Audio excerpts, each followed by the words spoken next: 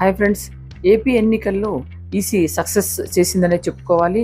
భారీ పోలింగ్ జరిగింది ఏపీ ఎన్నికల్లో. మరి అదొకటే మైనస్ అయిందట. అది ఏంటో తెలుసుకుందాం. ఈసారి ఏపీ ఎన్నికల్లో జరిగిన సార్వత్రిక ఎన్నికల్లో ఎదురైన సవాల్ని ఈసీ విజయవంతంగా ఎదుర్కొంది. ముఖ్యంగా ఓటర్ల జాబితాల తయారీ నుంచి మొదలు పెడితే ఎన్నికల పోలింగ్ వరకు ఎదురైన పలు సవాళ్లను పరిష్కరించడంలో ఈసీ చొరవ చూపిందట. రాష్ట్రంలో దాదాపుగా గత ఎన్నికల పోలింగ్తో సమానంగా లేదా అంతకంటే ఎక్కువగా పోలింగ్ నమోదైంది.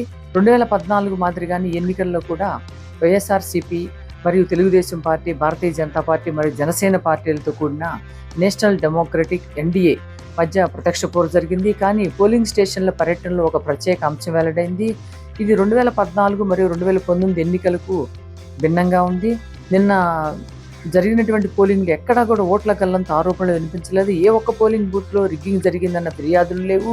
అక్కడక్కడ ఈవీఎంల సమస్యలు ఎదురైనా వాటిని తక్కువ సమయంలో పరిష్కరించడం ద్వారా తిరిగి ఓటింగ్ జరిగేలా చూడటంలో ఈసీ సక్సెస్ అయింది. అంతిమంగా ఓటర్లను నిర్భయంగా పోలింగ్ బూత్కి వచ్చి ఓటేయటంలో సక్సెస్ అయ్యారని చెప్పుకోవాలి.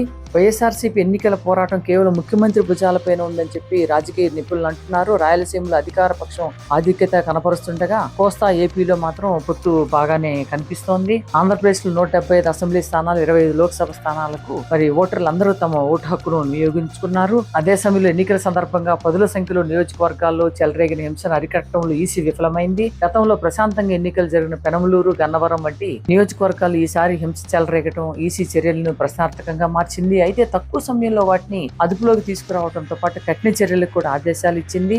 ఈసీ రీపోలింగ్ అవసరం లేకుండా చేసింది ఈసారి. అలాగే రాష్ట్రంలో స్థానిక సంస్థల ఎన్నికలు జరిగిన రీపోలింగ్ అనే మాట వినిపించేది. కానీ ఈ ఎన్నికలు రీపోలింగ్ జరగకుండా చాలా చక్కగా నిర్వహించారట. Thank you so much friend. Baron టీవీని అందరూ సబ్స్క్రైబ్ చేసుకోండి. Like, share, subscribe Baron TV.